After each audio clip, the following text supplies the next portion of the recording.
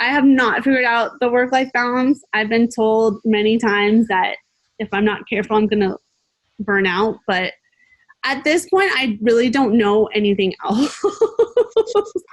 I mean, I really love what I do and I really like working with people. And I have, those Saturdays where I'm like, I'm laying on this sofa for 12 hours and I'm watching movies and I'm doing nothing.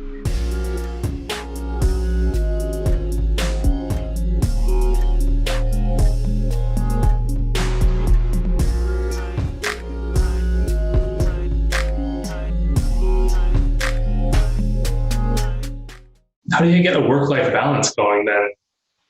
Yeah, that's the challenge.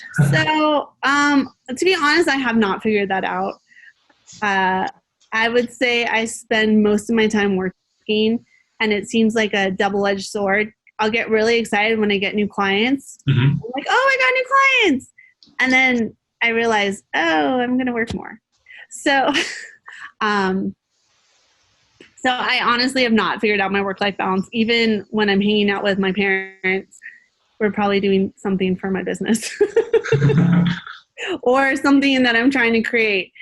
They've been really wonderful. When I was doing my production company stuff last year, they helped me put a lot of that together. I had a pop-up shop and they helped me do all the demo and like construction because the contractor that I wanted to hire was outside of the budget that I had. So I was like, we can do it ourselves. We can do demo. We'll just get power tools. It'll be great.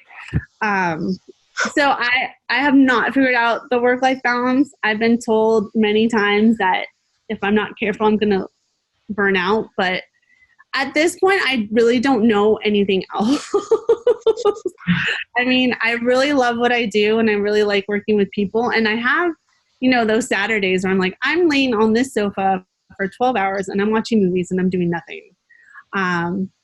But then I have other days where I'm like, okay, I have to work 16 hours to meet this deadline to make it happen.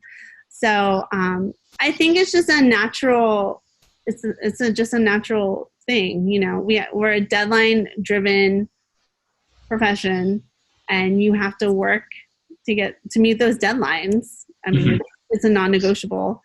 And unfortunately, the measure of success is you have to sacrifice something. And for me, at least for the last 10 years, it's been a significant part of my personal life. Mm-hmm. And so I'm trying to get to the point where I can maybe step back a little bit more and have more time for me and pursue the things that I want to pursue. But then, being passionate about starting my nonprofit, that's not really reasonable.